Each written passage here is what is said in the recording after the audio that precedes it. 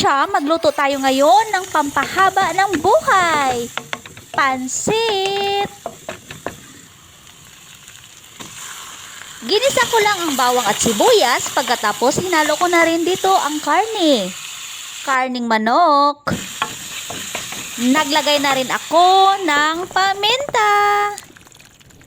Niluto ko muna ang karne bago naglagay ng tubig. Pagkatapos, tinakpan ko ito hanggang kumulo. Tinimplahan ko na rin ito mga ka-cham. Nilagyan ko ito ng asin, pampalasa, at toyo. Pagkatapos, hinalo ko na rin dito ang gulay. Carrots, Baguio beans, at repolyo. Napakasimpleng pansit lang ang niluto natin mga ka-cham.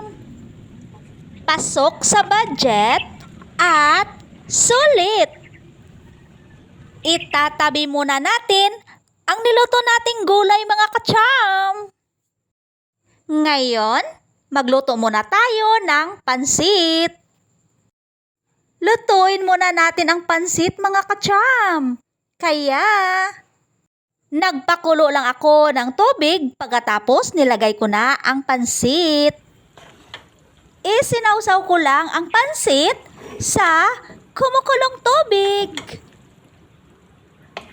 Pagkatapos, hinalo ko lang ang pansit sa mga gulay.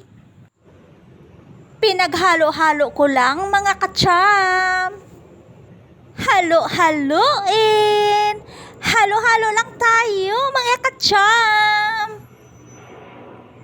Luto na ang ating pansit.